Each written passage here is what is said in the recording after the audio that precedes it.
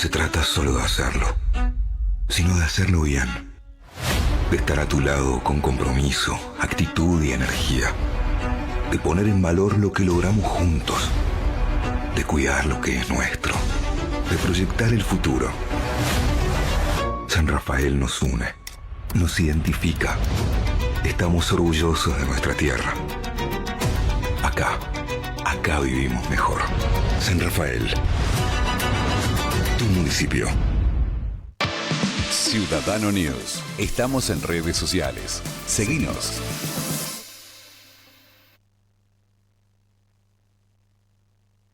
El Interactivo, lunes a viernes de 12 a 14 en Ciudadano News. Ciudadano News. Estamos en redes sociales. Seguinos. 917.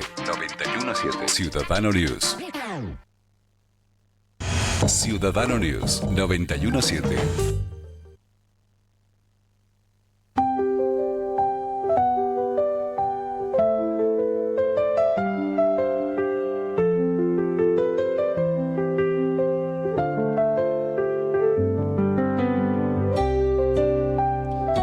Y la pelota, un arco en Ushuaia y el otro en La Quiaca. Y la pelota rueda de un arco a otro por la banda cordillerana, cruzándola con 3 dedos hacia el andarivel atlántico. Es desde allí tocando y buscando en cada pueblito en el que nace un pibe y una piba con sueños de gol. Y aunque nos quieran afanar la pelota, seguimos jugando, seguimos cantando, toco y me voy. Los historiadores nos traen aquellos retratos vivos de un Víctor payaneando naranjas en Tucumán, de un Diego obrando sus primeros milagros en Fiorito, del Trinche haciendo el caño de ida y vuelta en el Rosario del Muro. Retrato de ingleses plantando una semilla que germinó en suelo argentino y se hizo nuestro con viveza criolla, salsa criolla y misa criolla. Ceremonia de norte a sur, de este a oeste, con tonada y color provincial. Y en Cuyo las uvas que maduran y son viñedos, en donde creció fútbol hacia el sol, y también se cosechó de lo lindo. Pelota nuestra que estás en los cielos y en la tierra, y en la boca llena de gol. Amén por cada historia que se cuenta. Texto del señor Fernando Raúl Montaña. Hasta las 22. HD por Ciudadano News.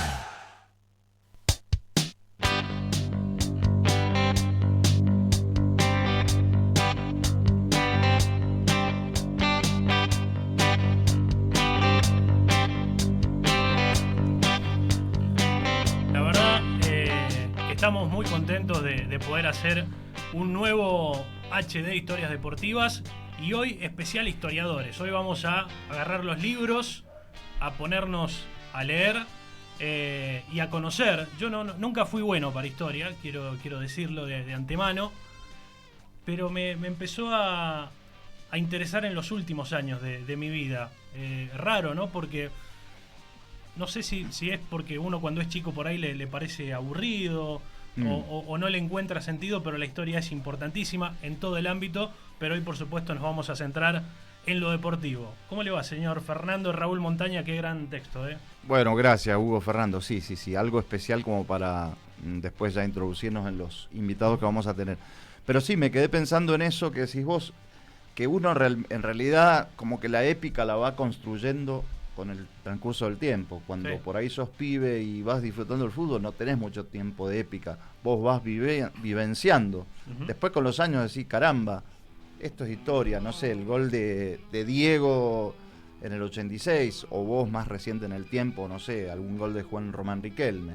Sí, o bueno, somos contemporáneos del Mundial de Qatar también, ¿no? Sí, bueno, sí. Que nos van a tener que aguantar nuestros nietos, sí, nuestros hijos, nos van a tener que aguantar porque ojalá que no les toque vivir, no sé, por ejemplo, yo nací en el 93 y me tenía que comer la cargada de mis viejos, de mis tíos. Ah, vos no viste campeona de la selección argentina. Claro, no podés hablar. Durante 36 años era virgen de Copa del Mundo, pero bueno, el 2022 fue divino, fue historia, fuimos Claro. Contemporáneos de esa rica historia y todo lo que vendrá de nuestro gran fútbol argentino, Fer. Por supuesto, sí, a nivel selecciones y a nivel clubes también, quienes nos escuchan que saben perfectamente de qué hablamos, hinchas de todos los clubes mendocinos y del país, así que... Bueno, hoy tenemos un programa muy, muy particular, ¿no? Bien lo marcábamos, hoy vamos a hablar toda la hora de historia, vamos a tener una linda nota en un ratito, sobre todo haciendo hincapié en los primeros años de la historia del fútbol de nuestro país, y después algo más cercano a nosotros. Estamos en vivo en Mendoza, 91.7, nos podés escuchar en cualquier parte del área metropolitana de Mendoza y en cualquier parte del mundo, por supuesto, en www.ciudadano.news. Ahí te vas en la pestaña de radio, o en Twitch, nos podés ver en nuestro canal de Twitch, y seguramente en las próximas horas se subirá el programa entero a YouTube, así que no hay excusas para perderse este programa. No te asustes, si no lo escuchaste lo podés Claro. escuchar después, así que Bueno, eso. si yo te digo historia del fútbol, Fer, ¿qué es lo primero que se te viene a la mente? Puede ser algo local, puede ser tu infancia, tu adolescencia, puedes decir, che, esto que viví fue histórico y no me lo puedo olvidar. Es muy bueno lo que decís, es como un ejercicio, ¿no? Y si vos me decís historia, yo te digo, para mí el título de Atlético Argentino de 1995. Bueno. Me quedé muy tildado con lo que decías vos, que virgen de 36 años. Bueno, Sí. yo fui virgen de 36 años sin un título de Atlético Argentino. Mirá, Ya que el 17 de septiembre de 1995 Atlético Argentino dio la vuelta olímpica y bueno, ese fue, parafraseando, me desvirgué futbolísticamente viendo un título de Atlético Argentino, así que eso para mí es un suceso, pero bueno, hubo muchos más, pero vos me decís hoy, yo te digo este.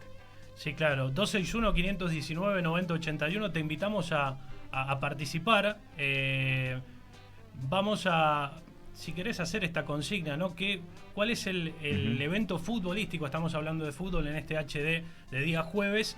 ¿Qué momento fue importante para vos, si sos futbolero o si te gusta el fútbol y estás del otro lado, que quedó marcado? Uno cree, lo más reciente, lo que decíamos, Sí. 18 de diciembre del 2022, esa final tremenda, para muchos la final del mundo más todos los tiempos. extraordinaria de todos los tiempos.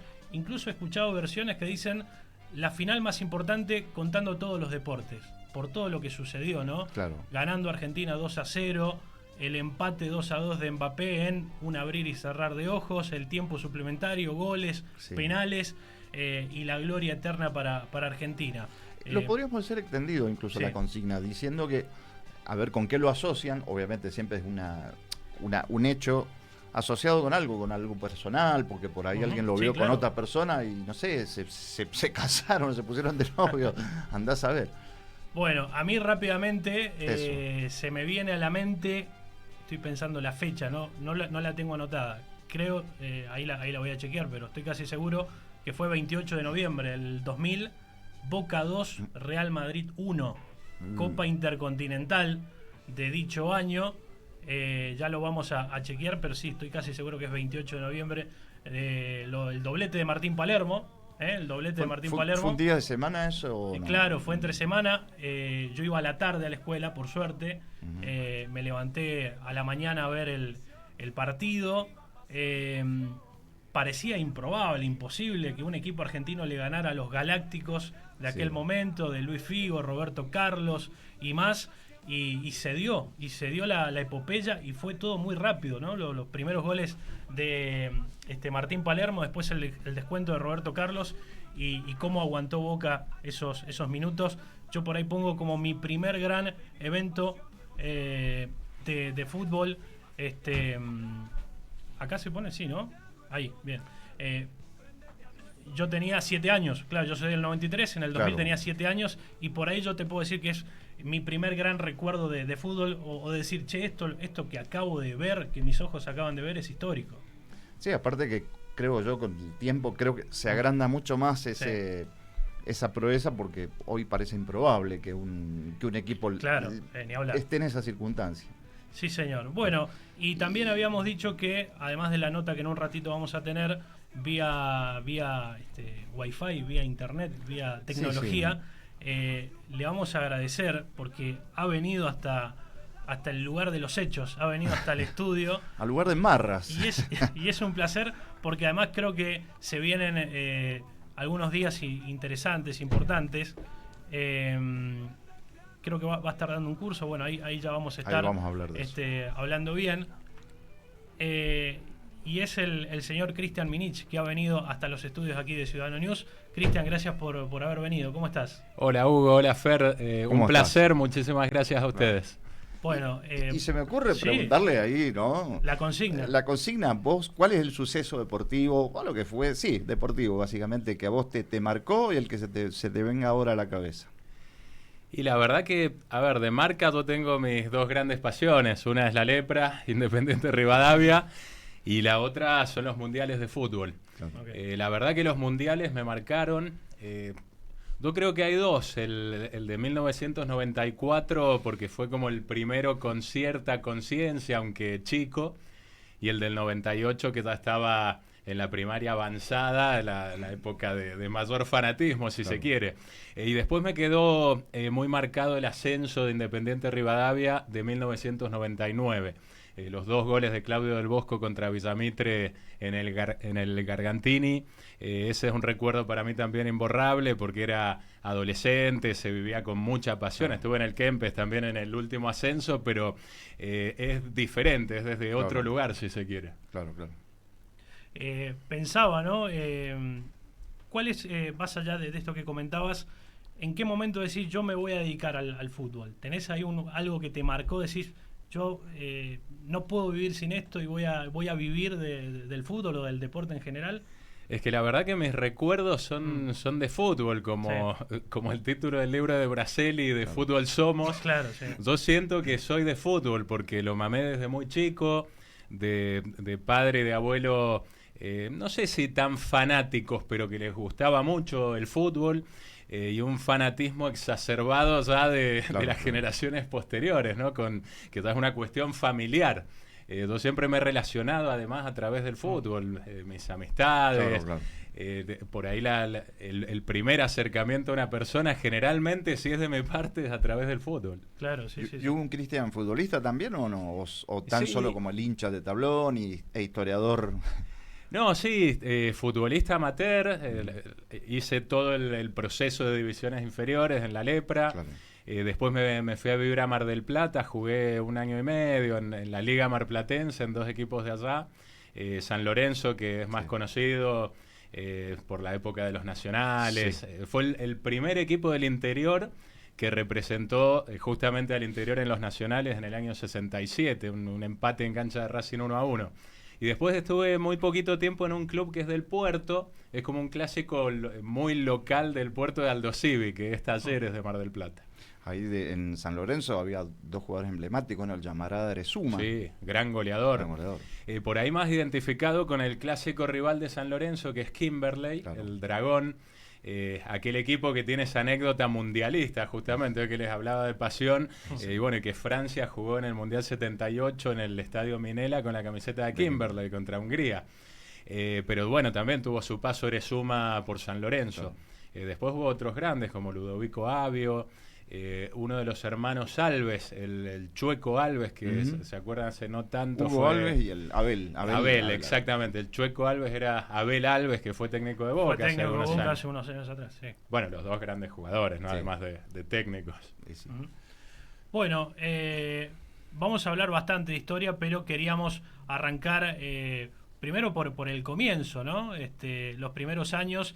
Y vamos a saludar a alguien que conoces, Cristian, y estás invitado también a participar en la nota, bueno, si tenés alguna pregunta, porque bueno, es hoy ¿cómo podemos llamar? Una tertulia de una tertulia, claro. Por ahí uno se siente con la película El secreto de sus ojos, donde Franchella va y le pregunta al escribano el nombre. ¿Qué es una pasión? ¿Qué es una pasión? ¿Qué es una pasión? Es ¿no? eso. Bueno, un abrazo grande antes de saludar a Carlos, a Fabián Galdi, que nos está escuchando.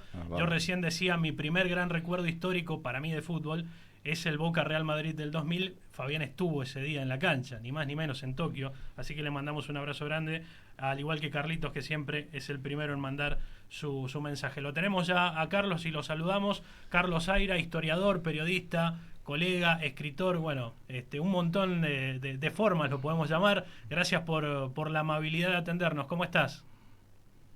¿Cómo les va? Muy, pero muy buenas noches, ¿no? Un placer enorme. Ahí están hablando de San Lorenzo de Mar del Plata, Sí. ¿no? Que cuando empata sobre la hora en Avellaneda, en aquel 1967, a días que Racing juegue la final intercontinental frente al Celtic, el estadio entero aplaudió el gol de San Lorenzo de Mar del Plata, que tenía Ludovico Avio, un viejo wing de Vélez Sarsfield, de la selección argentina en Suecia en 1958, que se había radicado en Mar del Plata, era portero y wing izquierdo los fines de semana, ¿no? Es una historia hermosa, la del fútbol marplatense en aquellos nacionales de primera división. Bueno, Carlos ¿Cómo te va, Carlos? Fernando Montaña te saluda. Fernando, querido, ¿cómo te va? Muy, pero muy buenas noches. Un placer que estés con nosotros. Bueno, Carlos también es un loco historiador, así como lo es acá nuestro querido Cristian. Exactamente, y como tantos otros. Por eso no te sorprenda que vos tiras un nombre y él te haga ese contrapunto con datos, con esas cosas. No son contrapuntos, en definitiva estamos sumando, ¿no? Estamos sumando. Sí, un contrapunto amable, no es un contrapunto, digamos, controversial, ni mucho menos. Y bueno, te sumamos un poco la consigna nuestra, Carlos, es preguntar cuál es el recuerdo que se te viene que vos asociás con algo personal o asociás como un hecho feliz, deportivamente hablando, y fundamentalmente el fútbol, si querés. ¿El tuyo? Infinitos desde muy chico. No vengo de una casa muy futbolera, es un detalle extraño. Es un detalle muy extraño. Mis viejos inmigrantes españoles, había fútbol, pero mi viejo no era un hombre de ir a la cancha, nunca me llevó a la cancha. Mis hermanos, uno sí, el otro no. Entonces fui un autodidacta de pibe y mucho tuvo que ver la lectura. Mis viejos tenían una verdulería y a la tarde llegaba Crónica, el diario Crónica.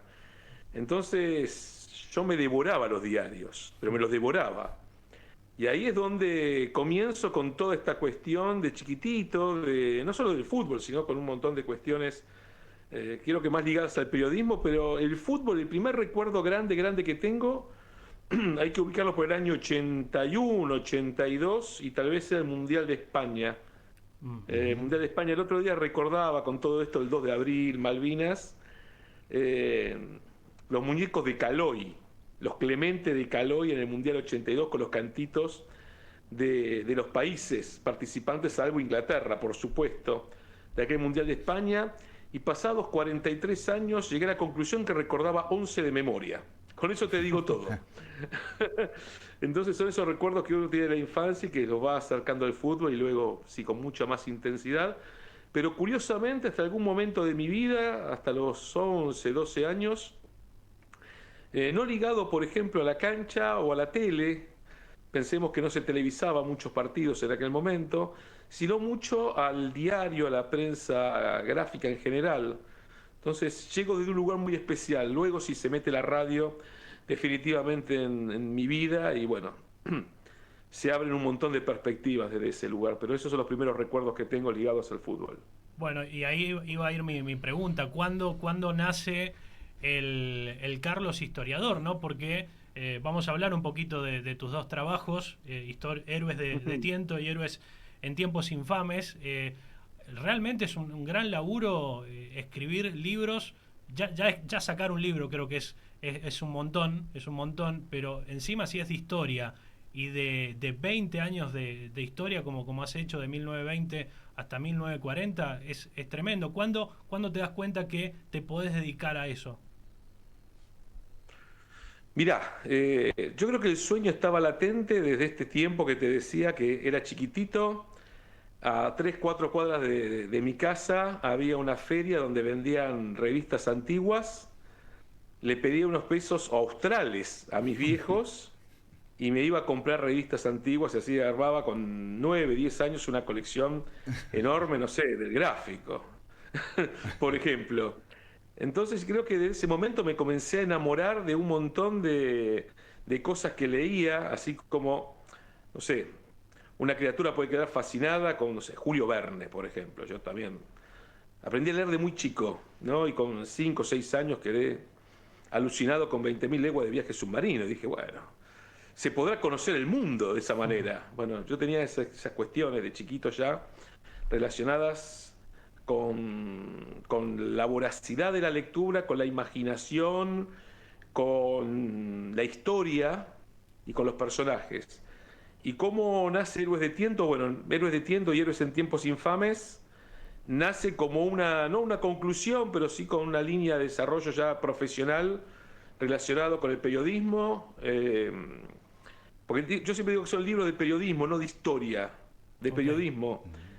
Héroes de Tiento nace en el año 2011 como una idea en la cual buscaba investigar y plasmar lo que entendía que era una década muy interesante y muy poco investigada del fútbol argentino, que era la última del amateurismo formal. Para esa época yo ya tenía más de 20 años de trabajo de hemeroteca. Pero curiosamente cuando fui ya a comenzar a trabajar la idea de Héroes de Tiento, lo primero que tuve fue el nombre del libro. Eso fue lo primero, el punto de partida. Me di cuenta que me metía en un mundo alucinante donde desconocía o tocaba de oído de un montón de cuestiones que iba leyendo. Y ahí se me abrió el espinel de una forma increíble y el libro que yo pensaba, una investigación que pensaba que iba a durar relativamente poco tiempo, terminó siendo 3 años de investigación. 3 años de investigación, de escritura y de todo lo que va alrededor de lo que son 125 historias. Y que en algún momento la tenía que cerrar, claro, porque si no voy a seguir investigando. Y bueno, Héroes en Tiempos Infames es del 2021, son los años 30, que calculo que es la década que por un montón de cuestiones más laburado tengo. Y también es un trabajo atravesado por la pandemia, con todo lo que ello supuso, y que es, a mi entender, mucho más rico en la escritura, pero como Héroes de Tiento tiene una pátina que tal vez sea hasta romántica, y Héroes en Tiempos Infames no tiene nada de romántico, me preguntan más por Héroes de Tiento, pero bueno, son como los hijos, orgullosos de los dos. Bueno, hay un relato de Héroes de Tiento, me parece, que está en YouTube y que ha tenido un montón de visualizaciones, que es el primer gol olímpico, ¿no? Claro, el de Cesario Onsari, en el año 1924, que tiene toda una trama que, a ver, Héroe de Tiento lo que genera en la lectura es la sorpresa, porque ¿cómo que existían barras bravas? Y sí, ya para comienzos de los años 20 había una situación por la cual el fútbol había tenido un crecimiento tal, marco social, que surgen las primeras hinchadas organizadas. ¿Cómo que había tanto dinero dando vueltas? Sí, a vos te dijeron que el fútbol se hizo profesional por arte de magia en mayo de 1931. No, venía de un proceso que tenía más de una década en la cual los futbolistas eran amateurs del profesionalismo y que había empresarios, en su mayoría del mundo del entretenimiento, del espectáculo, del teatro, que entendían que el fútbol era un filón de oro, porque las recaudaciones en aquella década del 20, sobre todo cuando venían los equipos europeos, eran realmente increíbles. Bueno, en ese marco nace también las competiciones internacionales más importantes para el fútbol argentino, ¿no? O por lo menos se comienza a competir. Aquel gol olímpico surge curiosamente en la interna salvaje que tenía el fútbol porteño desde 1919, que impidió enviar un equipo olímpico a los Juegos de 1924 en París. Y el campeón es Uruguay, el oro olímpico es Uruguay, cuando nadie lo esperaba. Es más, ni los uruguayos sabían cómo era la bandera, ni los franceses sabían cómo era la bandera uruguaya. La izaron al revés, es una cosa increíble. Bueno, cuando Uruguay se consagra oro olímpico, campeones, en esta orilla occidental del Plata aplaudimos, pero también dijimos, ¿cómo? ¿Cómo ellos son campeones y nosotros no? Y en aquel 1924 se va a agudizar el clásico rioplatense. Y el gol de Cesario Onsari tiene un correlato en el cual la Asociación Uruguaya no tenía un mango y necesitaba que los argentinos vayan a Montevideo. Vamos a Montevideo, empatamos 1-1 sobre la hora y había que jugar la revancha en Buenos Aires. La Asociación Argentina de Fútbol, que tenía la afiliación FIFA, el estadio más importante era el Deportivo Barracas. Aunque ya en aquel 24 se inaugura el estadio de Boca Juniors, de madera, en su actual ubicación, Bransen y del Crucero, actual del Valle y Berlucea.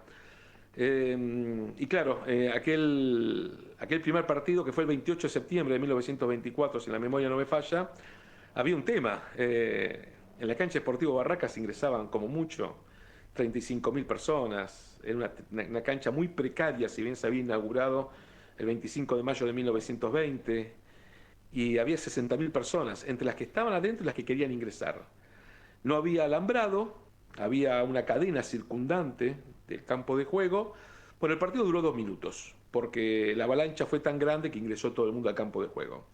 Los uruguayos plantearon, perfecto, nosotros nos quedamos en Buenos Aires, volvemos a jugar el partido, con la única condición que en 72 horas ustedes levanten un alambrado para poder jugar el partido. Y bueno, ahí nace el famoso alambrado olímpico, los uruguayos dan la vuelta de honor, la famosa vuelta olímpica, y Cesario Ansari le pega con rosca la pelota, algo no muy habitual en aquel momento, convierte el gol del de córner.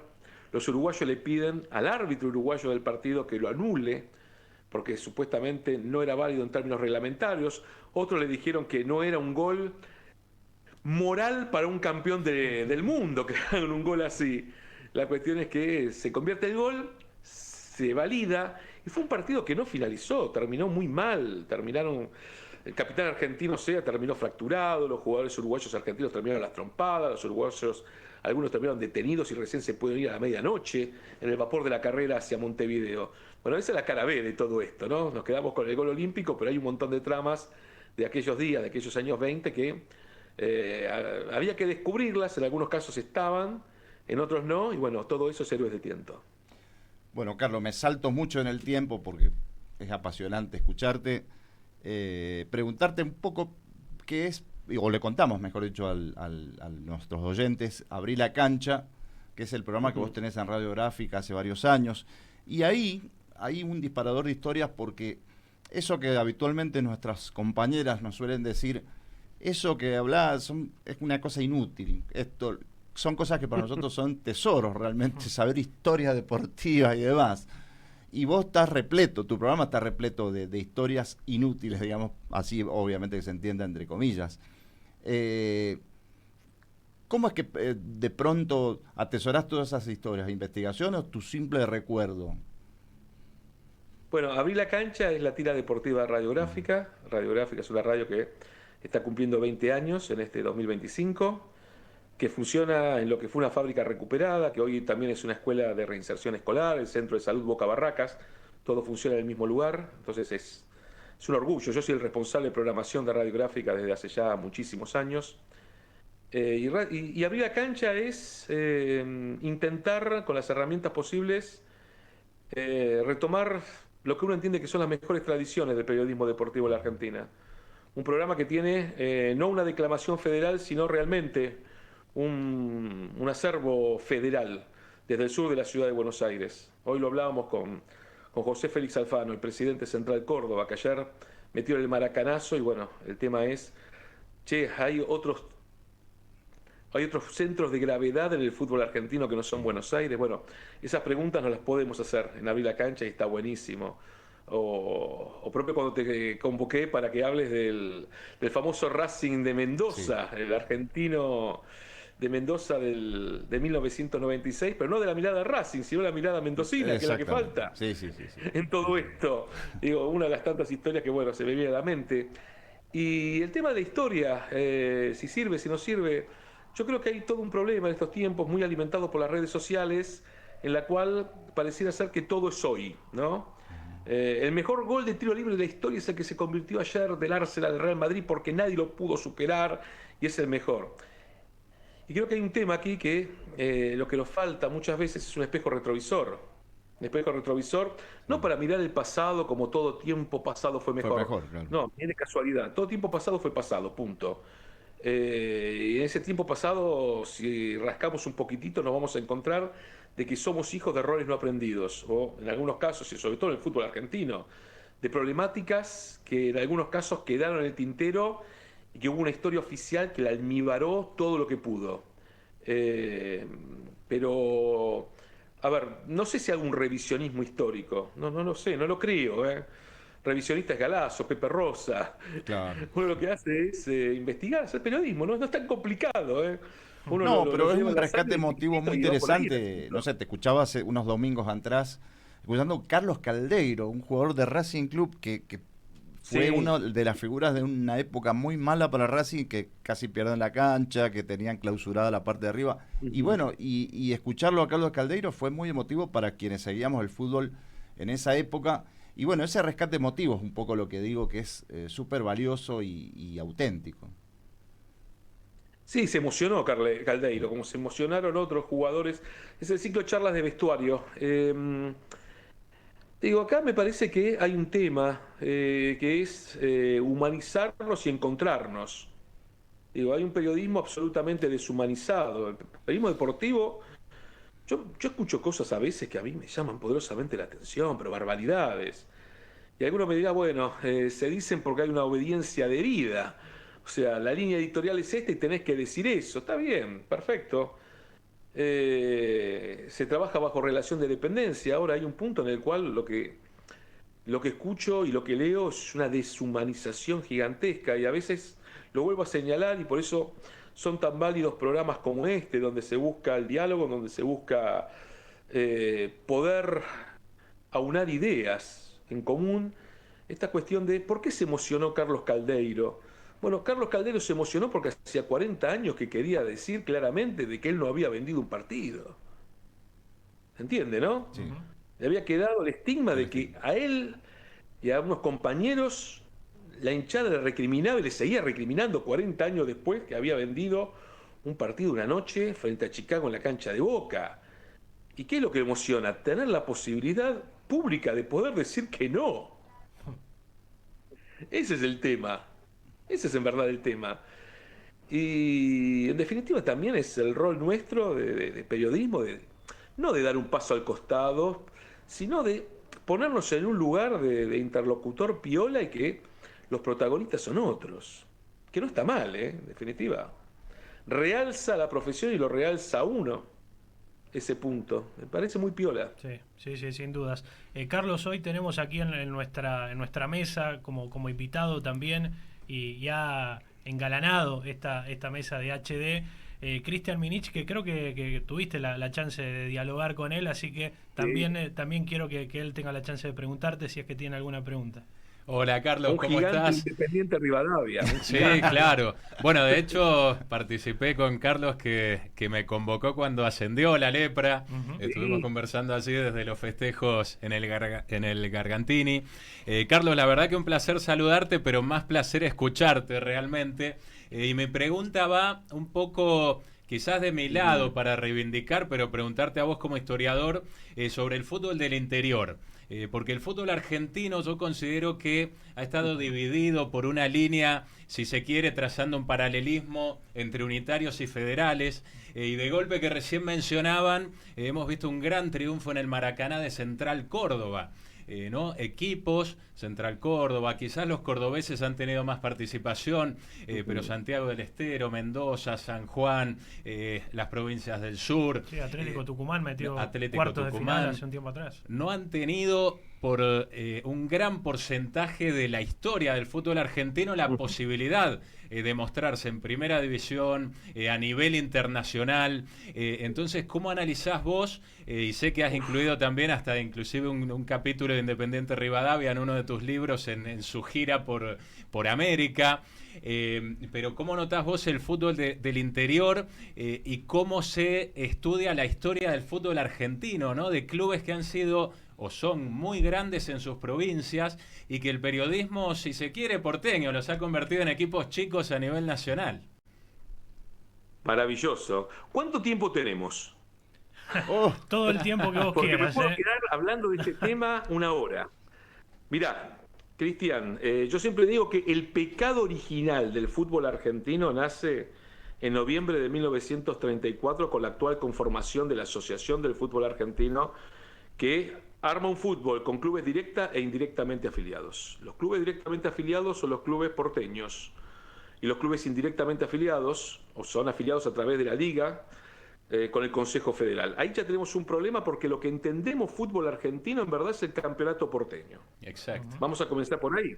Si nos metemos, por ejemplo, en la historia de Héroes de Tiento, nos vamos a encontrar que el fútbol de las provincias es un fútbol muy fuerte. Es más, el fútbol argentino es muy fuerte a nivel provincias hasta los años 70. El Campeonato Nacional de Primera División es la prueba cabal.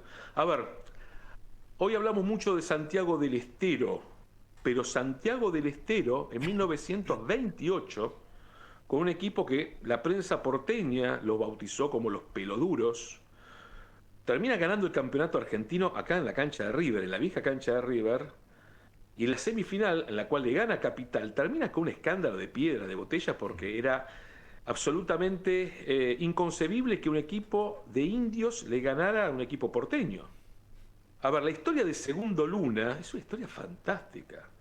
Segundo Luna, Elita Luna, fue un jugador delantero, un puntero, por derecha o por izquierda, titular de la selección argentina campeona en Lima en 1927, en el campeonato sudamericano.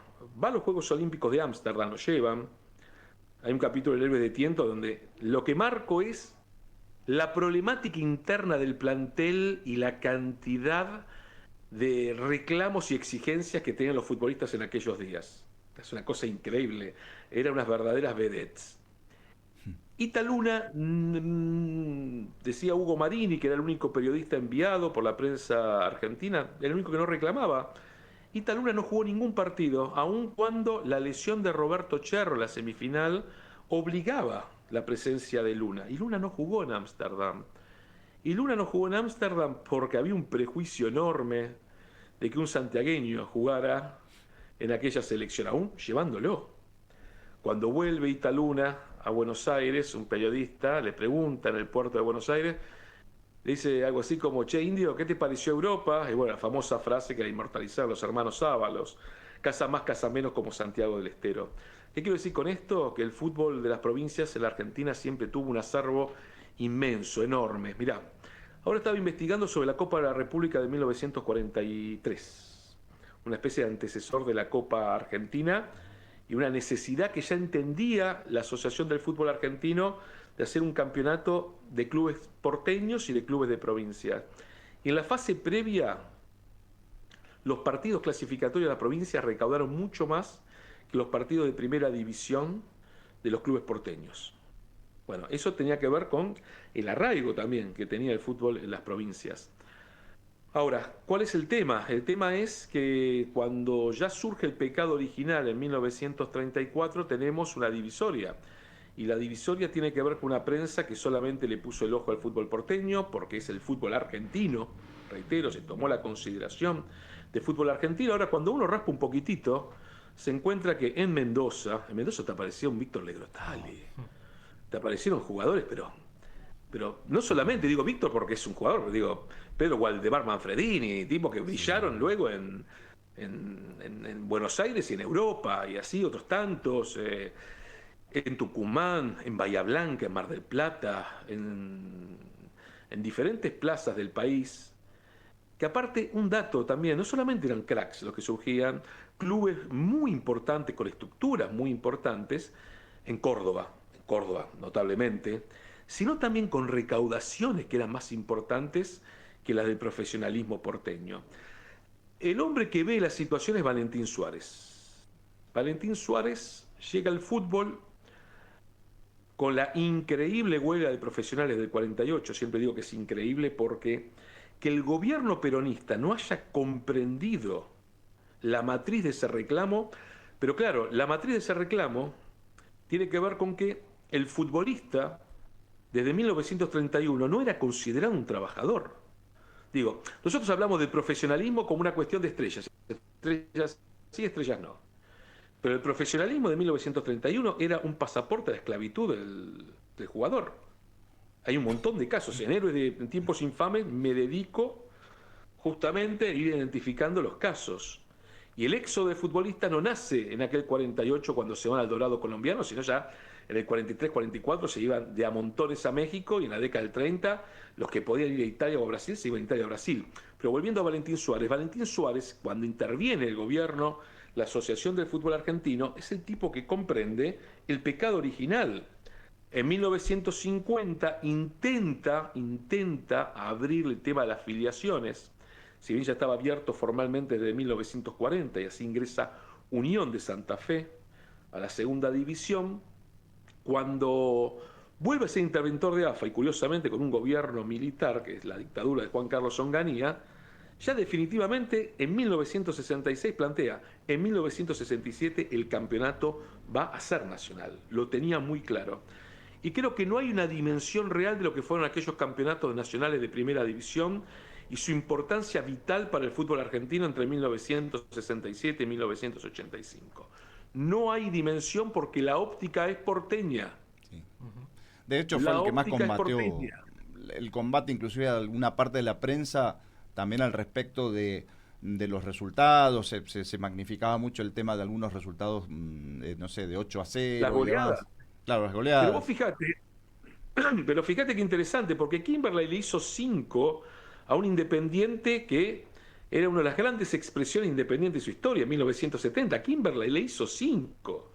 Ahora, nadie recuerda los 5 goles de Kimberley Independiente, o los 5 de Alvarado a San Lorenzo del Gasómetro, o un montón de partidos excepcionales de los clubes de provincia venciendo hasta los grandes de Buenos Aires. Eso no se recuerda. Se recuerda, por ejemplo, no sé, los 14 goles que recibió Puerto Comercial de Bahía Blanca. Ahora, lo que curiosamente, los 13 goles, 13-1 sí, perdió 13-1. contra Juanchi Taberna. Banfield, había perdido por 9 goles. Ahora, lo curioso, fíjense, Puerto Comercial, 1974, organización de campeonatos en la Argentina. La dirigencia de Puerto Comercial, y uno dice, ¿cómo? ¿Estás jugando un nacional de primera división? Priorizaron la Liga del Sur por un tema de recaudaciones. O sea, jugar un nacional de primera división con jugadores suplentes. Es increíble, pero es real. Increíble, pero real.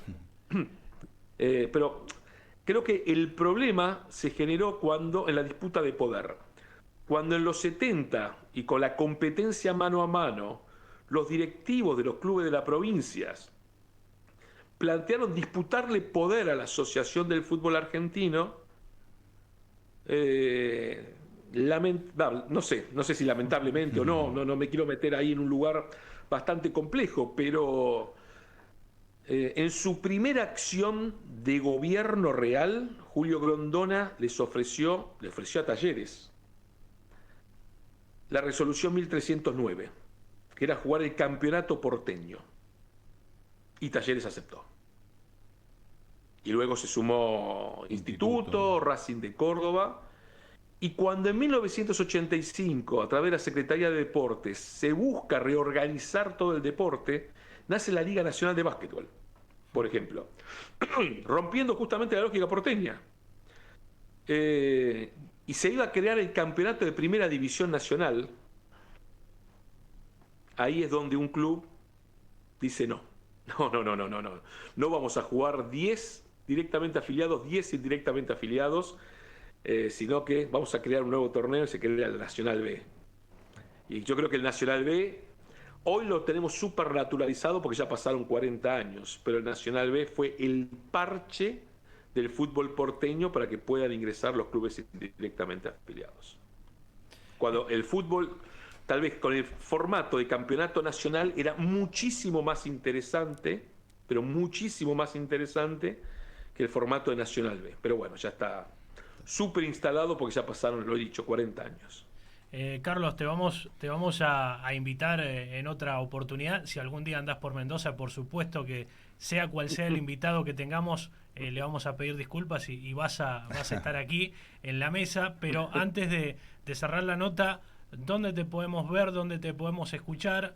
Y la pregunta que tenía preparado es, ¿cómo podemos hacer para conseguir tus libros? ¿Se venden por internet? ¿Hay stock? ¿Cómo podemos hacer para leerte?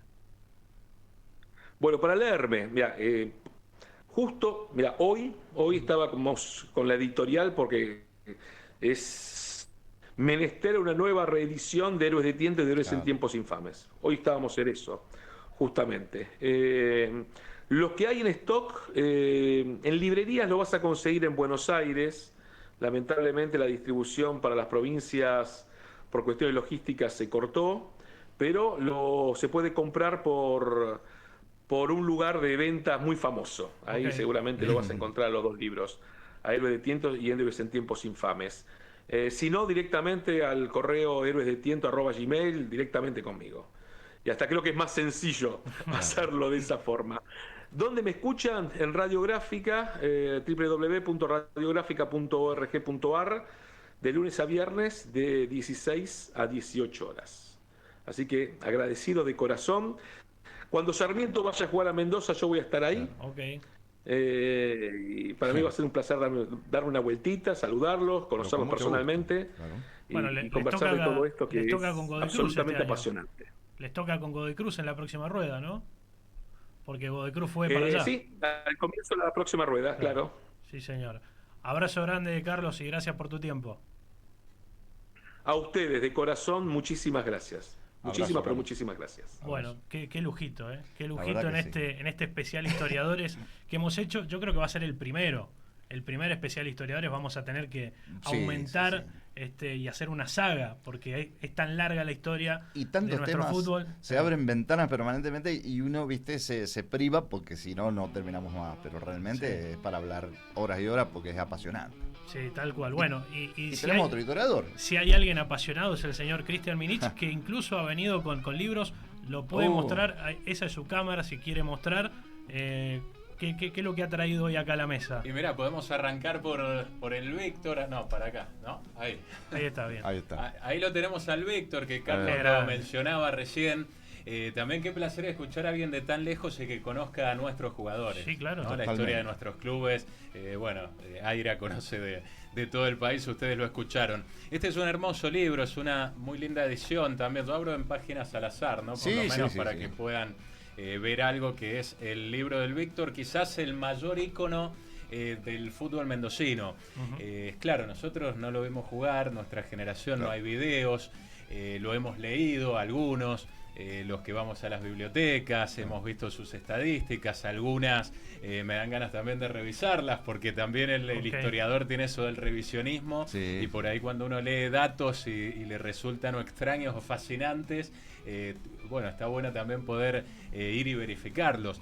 No porque haya una especie de mentira, si se quiere, o de trampa, sino porque, a veces los relatos son difusos, los recuerdos son difusos, y me ha pasado inclusive con datos que quizás mi abuelo, mi papá me contaban, y yo iba y los investigaba. Entonces a veces corregía errores también. Y acá en contraposición, o no tanto, si se quiere, lo tenemos al Trinche Karlovich. Claro. Es uno de sus dos libros. Este es el de Daniel Console. Este no lo conozco. Este fue el primer libro que se publicó del Trinche. Claro. Después se publicó otro de Caravaggio. Sí, el de Caravaggio. Que cuenta historia. Esto es más una compilación, algunos recortes de diarios. Claro. El Trinche, que era rosarino, ¿no? Los que conocen la historia lo saben, estamos hablando de Tomás Felipe Karlovich, pero que tuvo pasos por Mendoza más que interesantes. Acá no le decían el Trinche, acá lo bautizaron el Rey, después de su paso por Independiente Rivadavia.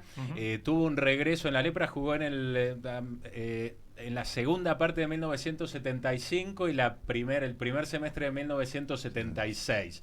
Después regresa en el 79, pero a vestir la camiseta de Maipú, y ahí tiene un partido famoso, pero con Andes Talleres, que es un partido amistoso, donde Talleres le gana al Milan 3-2 con una gran participación de Karlovich. Bueno, yo he traído algunos libros que... mira, acá está el otro del Trinche también. Sí, este lo conozco porque, ahí hay una pequeña colaboración en el libro de Caravaggio. Sí. Muy bueno ese libro. Ahí está el otro. Este es muy lindo porque con mucho detalle también se cuenta la historia, hasta del apodo de Trinche, que venía por una persona que tenía ese apellido y que tenía movimientos similares a los de Tomás Felipe. Yo me he fanatizado con las historias de Karlovich desde que descubrí, siendo chico, que había jugado en Mendoza y en Independiente Rivadavia. Antes de continuar, un abrazo grande para Raúl, que nos escribió al 261-519-9081. Excelente entrevista, muy bueno el entrevistado y los entrevistadores. Dice, bueno, muchas gracias por sus palabras. Y Negro Bornán, su amigo, ¿no? Negro Bornán. Eduardo. Habíamos hecho una consigna al inicio del programa, si recién te estás enganchando y querés participar también. ¿Cuál es el primer recuerdo histórico que tenés del fútbol? Y nos dice Negro Bornán, con cariño, ¿no? Sí, Negro, claro. Él ha puesto su alias así. Algo que me marcó fue haber visto por única vez a Maradona en el 95, un Belgrano Boca, en el entonces Chato Carreras. Saludos, nos dice, buen programa, así que bueno, gracias por el mensaje. ¿Viviste en Mar del Plata, Cristian? Viví en Mar del Plata. En Mar del Plata 3 años estuve. Bien. Y después en Buenos Aires.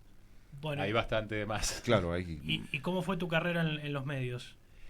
Bueno, en Mar del Plata yo estudié periodismo deportivo en Deportea. Es un instituto que está en Buenos Aires, que tiene su sede en Mar del Plata. Allí el director era, y es todavía, un reconocidísimo relator, Juan Carlos Morales.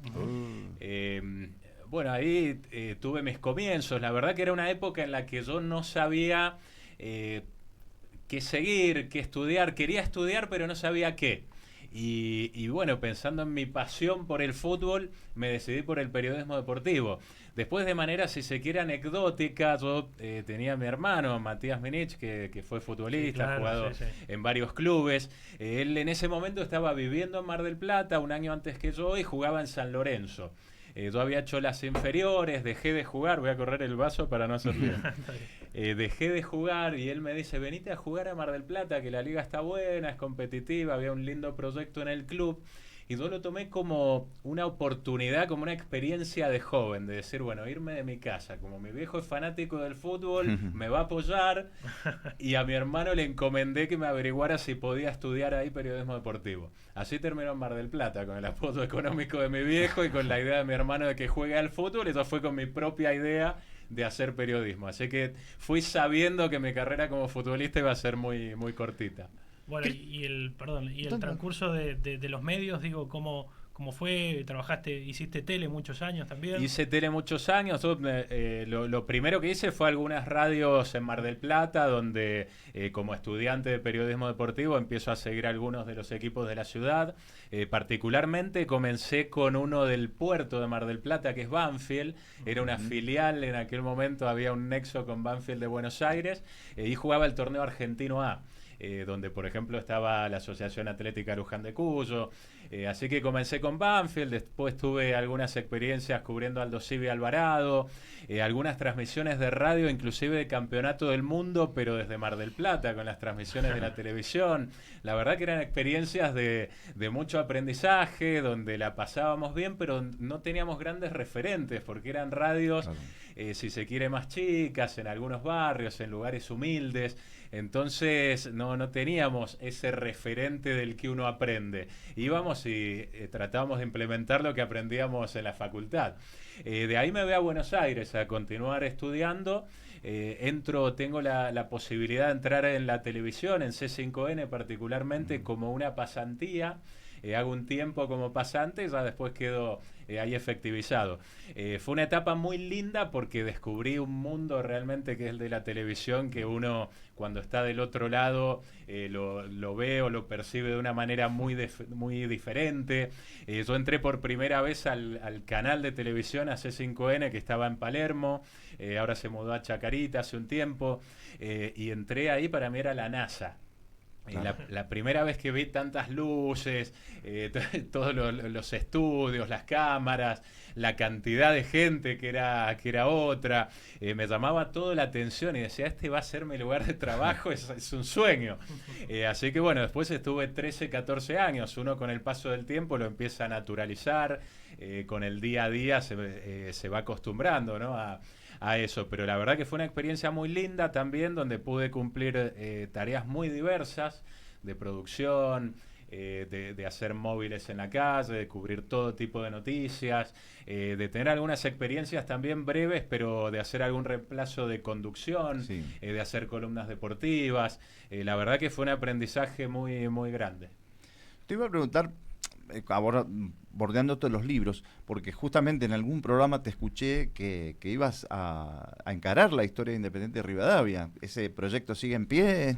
Sí, está en pie, ahora va a paso de hormiga, si se quiere, porque bueno, me he metido con tantas cosas que el tiempo para dedicar es cada vez menos. Yo tengo 3 tomos de un libro digital que ya están publicados, que están a la venta. El campeón. La colección es El Campeón del Pueblo. El título responde al equipo de la década del 60. Independiente estuvo 15 años sin salir campeón, entre 1945 y 1959, que ahí pierde una final con Atlético Argentino, y después en los años 60, 61 y 62, de la mano de Mumo Orsi, sale tricampeón y rompe esa sequía de 15 años. Ahí por la gran cantidad de gente que iba a las canchas, tanto de local como de visitante, pasó de ser el equipo del pueblo a convertirse en el campeón del pueblo.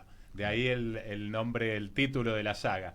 Y hasta ahora en estos 3 tomos abarcan desde la fundación en 1913 hasta 1967, donde se da ese quiebre, que ahí retomo también la charla anterior con Carlos Zaira.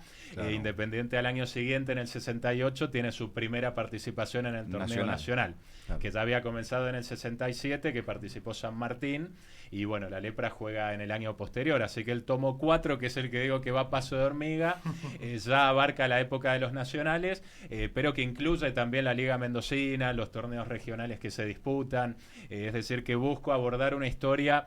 No me gusta decir completa, porque completo nunca hay en un trabajo de historia, es tan grande, abarca tanto, hay tantos nombres.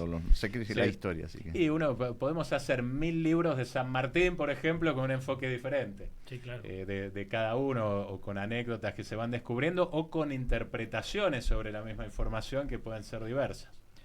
Hoy estás en la Escuela de Periodismo Deportivo y por lo que leímos por ahí, bueno, se viene un curso presencial sobre justamente la historia en Mendoza. Sí, lo llamo la historia del fútbol en Mendoza, que no hay que confundir, pero que sí abarca también la historia del fútbol mendocino.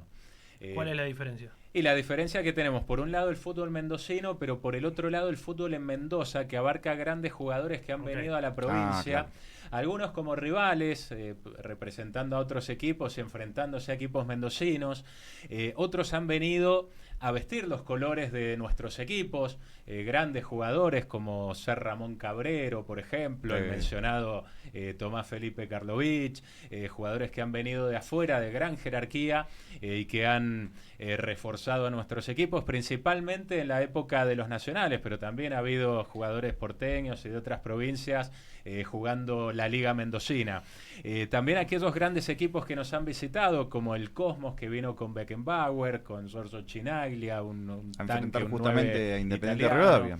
Claro, en ese caso contra la Lepra, bueno, el Milan contra Talleres, vino el Valencia con el Matador Kempes para jugar con Argentino, y también abarca las visitas de la selección argentina, el Mundial 78, que nos da ese detalle de ser una ciudad mundialista y que ha dejado grandes anécdotas, como el gol número 1000 de la historia de los mundiales, que marca el escocés Archie Gemmill en un partido contra Holanda aquí en el estadio, que en ese momento todavía era estadio provincial.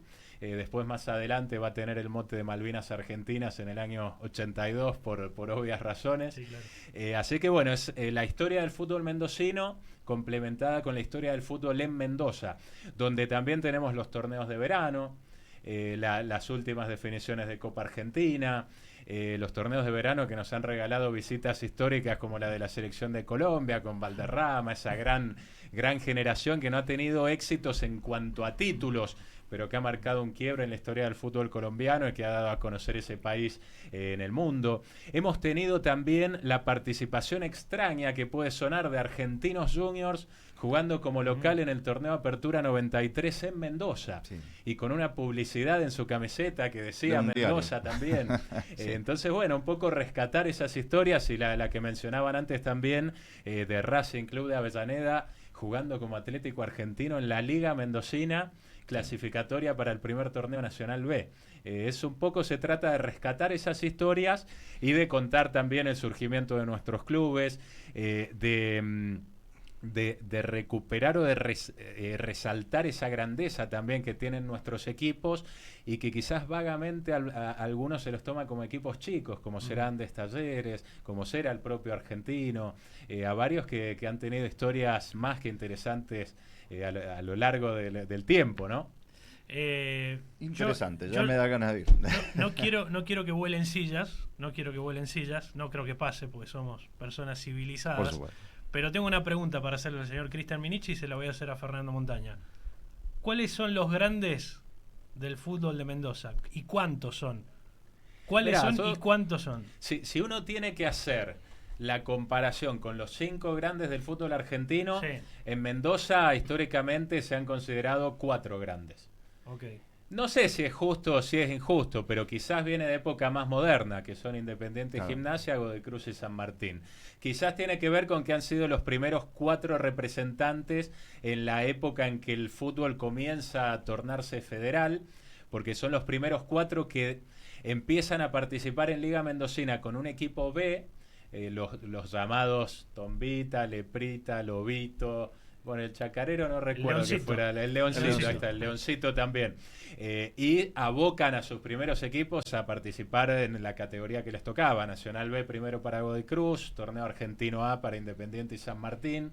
Gimnasia se incorporó un poco después porque al inicio estaba en un muy mal momento institucional. Pero yo creo que por lo menos en la época más moderna son los 4 grandes del fútbol de Mendoza. Ahora, si vamos más atrás, y en los 70 Talleres fue muy importante y estaba muy fuerte el clásico departamental con Godoy Cruz. Argentino con sus distintos nombres, ¿no? Desde José Néstor Lencinas al Nacional Vélez Pacífico, nombre con el cual obtuvo sus primeros campeonatos de liga y que después se convirtió en el Atlético Argentino, pero también ha tenido su pasado de gloria.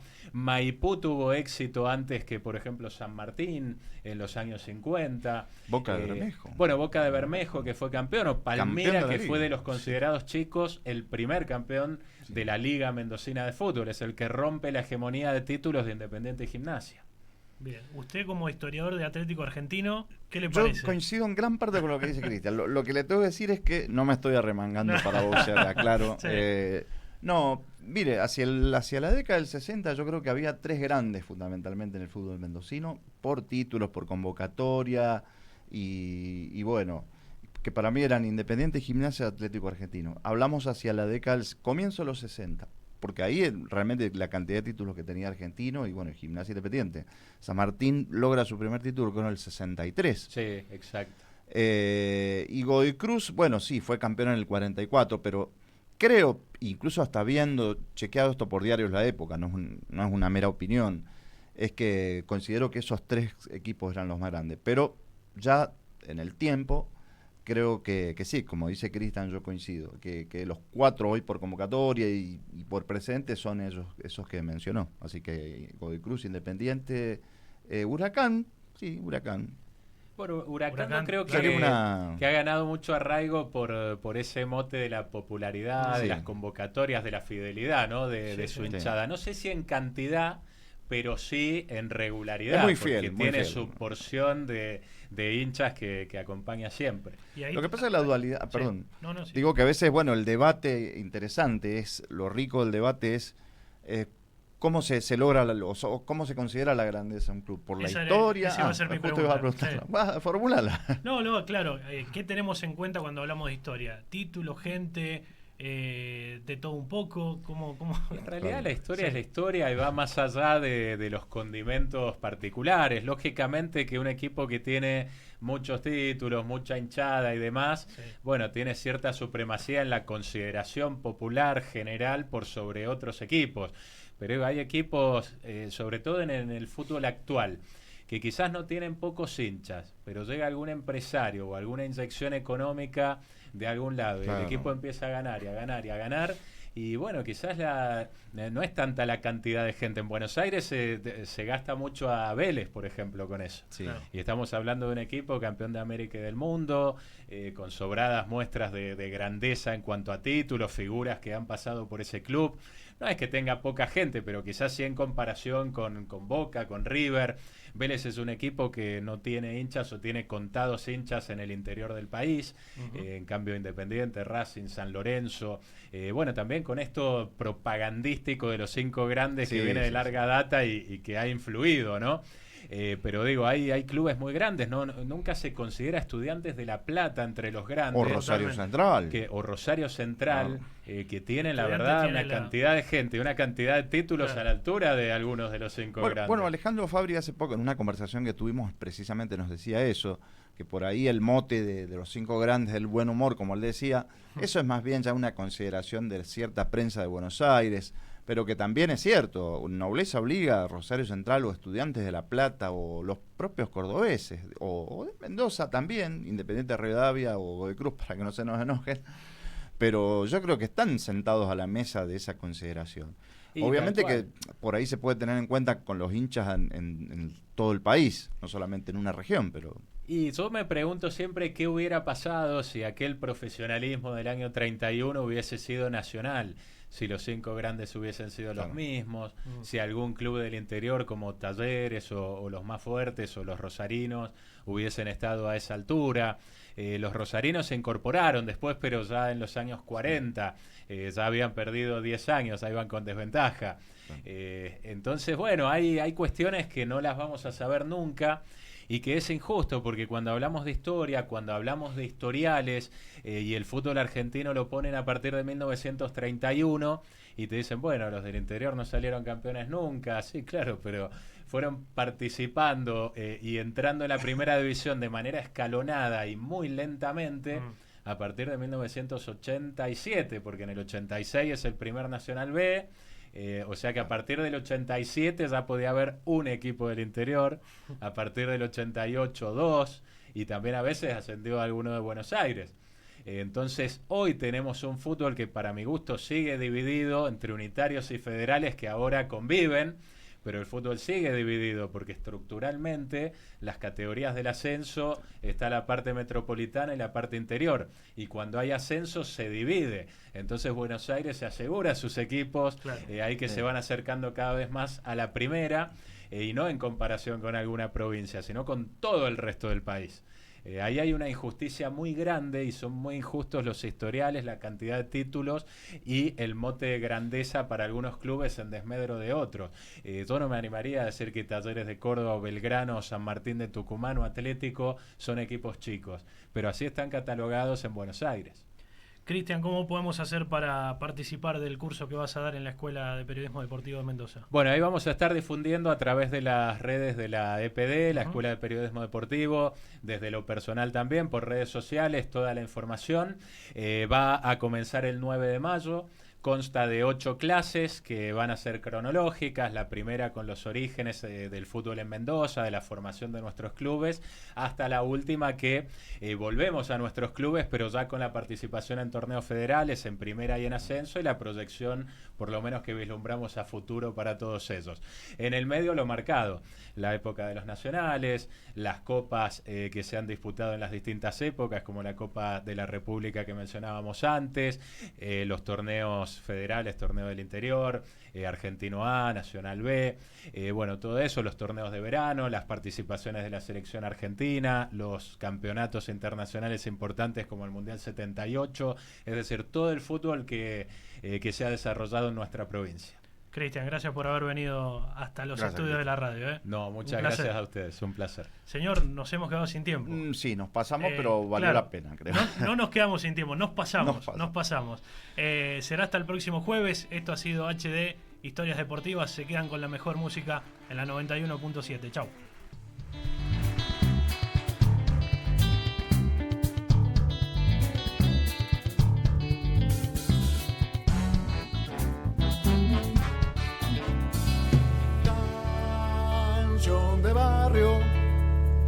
Canción de amor, canción de barrio, canción de amor.